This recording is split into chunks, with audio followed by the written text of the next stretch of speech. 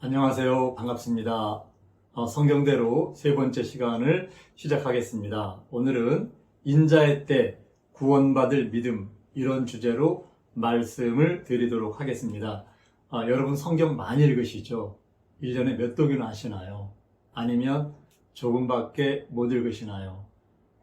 저는 예수님을 섬기면서 성경을 많이 읽은 시절이 있었는데 그 시절이 고등학교 다닐 때입니다. 그때는 제가 고등학교 졸업하면 신학교를 간다는 그런 마음으로 준비를 하고 있었기 때문에 틈만 나면 성경을 읽었습니다. 어느 날은 성경을 읽으면서 울고 웃으면서 감동받고 너무 기뻐서 감사드리고 성경을 읽다가 날이 새는 그런 경험도 많이 했습니다. 그런데 제가 오늘 말씀드리고자 하는 부분은 그 고등학교 시절에 읽으면서 제가 충격을 받았던 그 말씀을 오늘 이 시간에 드리려고 합니다. 누가복음 17장을 읽었는데요. 인자의 때 예수님이 나타나시는 날에 대해서 기록이 되어 있습니다. 그런데 예수님이 나타나시는 그날에 비유를 들어서 두 가지 사례를 말씀하시는데 노아의 때와 롯의 때가 인자의 때와 같다, 이렇게 말씀하시는 성경을 읽었습니다. 그러면서 구원받는 사람이 적다. 노아의 때는 여러분이 아시는 대로 겨우 8명이 구원을 받았고요. 롯의 때는 3명만 소아란도까지 가서 생명을 건졌습니다. 자, 그러면 이 말씀은 예수님이 하신 말씀인데 예수님이 친히 하신 말씀이라고 하면 이 말씀은 다 이루어지는 거거든요. 그러면 예수님이 나타나시는 그날에 이렇게 구원받을 사람이 적다고 하면 누가 구원을 받고 어떻게 하나님을 섬겨야 구원받고 어떤 가르침을 따라야 되는지, 이게 어린 저에게 굉장히 큰 숙제로 다가왔습니다. 그리고 이 말씀은 평생을 제 가슴 속에 살아있는 그런 말씀입니다. 그래서 언제나 두렵고 떨림으로 하나님 말씀을, 모든 말씀을 살아있는 말씀으로 대하면서 이 말씀 중에서 구원받는 구원론에 대해서만큼은 성경이 제시하는 모든 것을 온전하게 해야 되겠다, 이런 생각을 가지고 지금까지 살아왔습니다. 자, 그러면 어떤 믿음이 인자의 때에 구원받는 믿음인가? 첫째, 그것은 초대교회 성도들이 처음 들은 것이 인자의 때 구원받는 믿음입니다. 요한일서 2장에 보면 너희는 처음부터 들은 것을 너희 안에 거하게 하라. 처음부터 들은 것이 너희 안에 거하면 너희가 아들의 안과 아버지 안에 거한다. 그가 우리에게 약속하신 약속이 이것이니 곧 영원한 생명이다. 영원한 생명을 얻고 아버지와 아들이 우리 안에 거하려고 하면 조건이 하나 있는데, 처음부터 들은 것, 그것을 너희 안에 항상 거하게 하라, 그 내용입니다. 처음부터 들은 것은 이 초대교회 처음 전파된 복음, 처음부터 들은 것은 예루살렘에서 전파된 그 복음을 이야기합니다. 두 번째, 인자의 때 구원받는 믿음. 두 번째는 우리가 모두 건축자입니다. 집을 짓는 사람들이에요. 그 집에 누가 거하느냐? 하나님이 거하실 집을 짓는 우리 모두 건축자들이에요.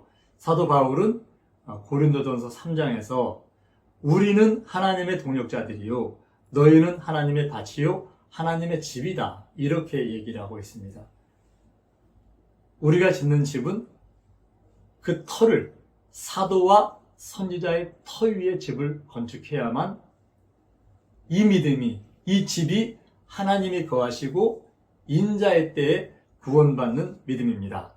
에베소서에 보면은요, 너희는 사도들과 선지자들의 터 위에 세우심을 입은 자라. 그리스도께서 친히 모퉁이 돌이 되셨느니라.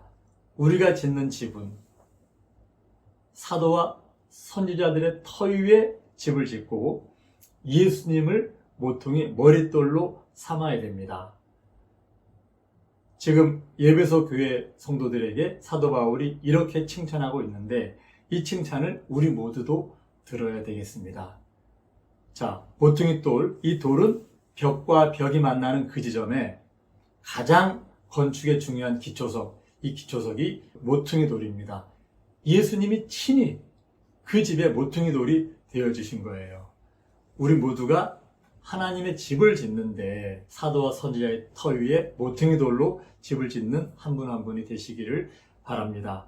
자, 우리가 이제 하늘에서 내려오는 새 예루살렘을 보게 될 텐데요. 그때 그 예루살렘 그 성에 12문이 있고 12기초석이 있습니다. 그런데 그 12기초석에는 예수님의 12제자의 이름들이 하나하나 기록이 되어 있습니다.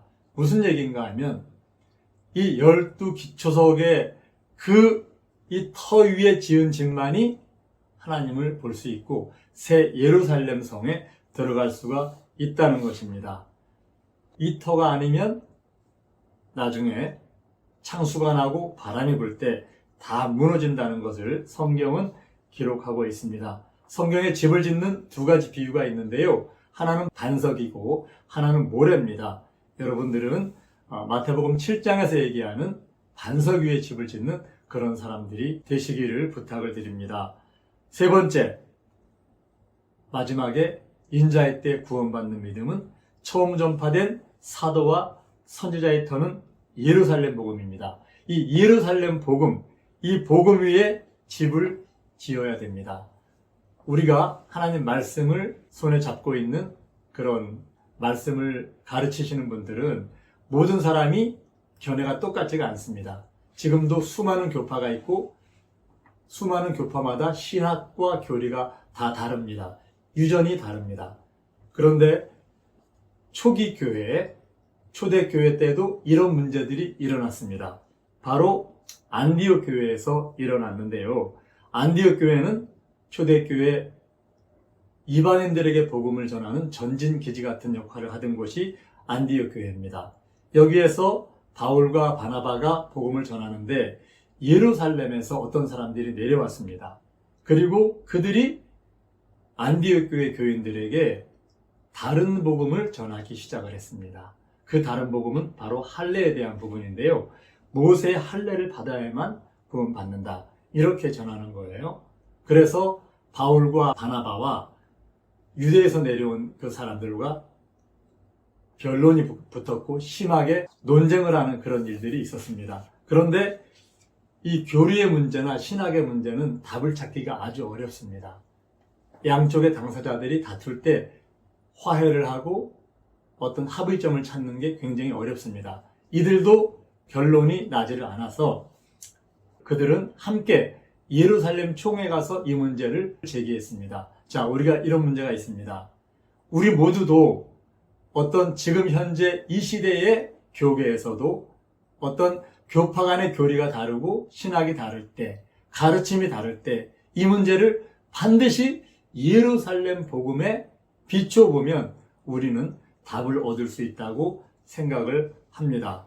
이제 예루살렘 총회에 가서 거기에서 많은 그 총회원들 앞에서 얘기를 합니다. 바리새파 사람들이 이렇게 주장합니다. 이방인들에게 모세의 율법을 지키는 것이 마땅하다. 그러니까 베드로가 얘기합니다. 베드로의 증언 사도행전 15장 7절부터 나오는데요. 내 입에서 복음의 말씀을 들어 믿게 하시려고 오래전부터 너희 가운데 나를 택하셨다. 이방인들이 내 입의 복음을 들어서 믿게 하시려고 나를 택했고 우리나 저희가 다 동일하게 주 예수의 이름으로 그 은혜로 구원을 받는다. 이렇게 이제 베드로가 얘기를 합니다. 무슨 얘기인가 하면 이방인들이 내 입의 복음의 말씀을 듣고 믿는 것이 이것이 바로 정답이다. 그러니까 베드로가 오순절날 선포한 그 복음의 말씀, 이 말이 바로 이방인들이 믿고 구원받는 정답이다. 이렇게 얘기를 합니다. 그리고 그 다음에 바울과 바나바가 보고를 합니다. 15장 12절에 바울과 바나바가 안디옥에서 행했던 표적과 기사를 보고합니다. 그리고 야고보가 결론을 내립니다. 사도행전 15장 20절에 네 가지만 금하고 다른 것은 어떤 멍에도 지우지 말자. 그것이 우상에 더러운 것, 음행, 목매어 죽인 것, 피입니다. 이거 외에는 다른 짐을 지우면 안 되고, 할례는 이들에게 이 새언약 시대에는 할례는 다른 복음이다. 이러한 결론을 내게 됩니다. 이 예루살렘 복음이 바로 반석인 것입니다. 우리가 반석이라는 얘기는 너무나 잘 알고 있는데요. 원래 반석은 하나님만이 반석이십니다. 사무엘하에 보면은요, 22장에 야훼 외에 누가 하나님이며 우리 하나님 외에 누가 바위뇨, 이런 말씀이 있습니다. 이 반석은 예수님만이 반석입니다. 어떠한 환란이 와도, 어떠한 문제가 생겨도 요동치 않고 든든하게 지켜주고 변치 않는 것, 이것 반석은 바로 우리 예수님과 하나님밖에 없습니다.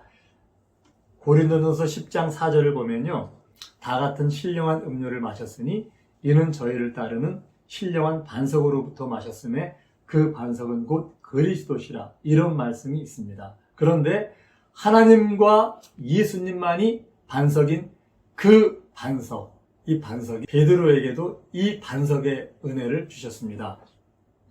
마태복음 16장 18절에 보면요, 내가 이 반석 위에 내 교회를 세운다. 베드로야, 이 베드로라는 말은 바로 반석이라는 얘기죠. 시몬에게 너는 베드로야, 이렇게 얘기를 합니다. 그러면서 하나님이, 예수님이 반석인 그 반석을 베드로에게도 내가 베드로라고 인정을 해주십니다.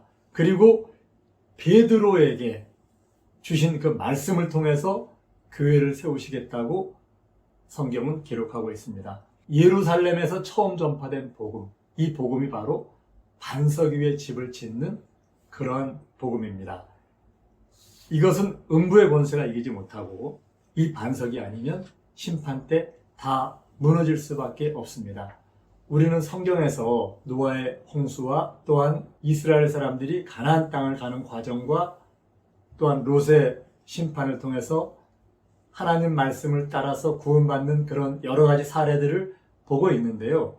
오직 이 반석 위에 집을 지은 사람이 아니면 구원받는 사람은 이렇게 적을 수밖에 없습니다. 여러분들 모두는 마지막에 이 반석 위에 집을 짓는 그런 사람들이 되셨으면 좋겠습니다. 인자의 때 예수님이 나타나시는 그날 반석 위에 집은 집은 무너지지 않습니다. 그 반석은 바로 하나님이시고 예수님이시고 베드로를 그 반석으로 사용하시기 때문에 이 베드로의 그 가르침, 처음 전파된 그 가르침만이 우리 집이 무너지지 않는 반석입니다. 여러분 모두 이 가르침 위에, 이 반석 위에 집을 건축하시고 영원히 무너지지 않으시기를 예수님의 이름으로 축원을 드립니다. 다음 시간에는 부르심의 소망, 하나님의 후사에 대해서 말씀을 드리도록 하겠습니다. 끝까지 들어주신 여러분 진실로 감사를 드립니다. 성경대로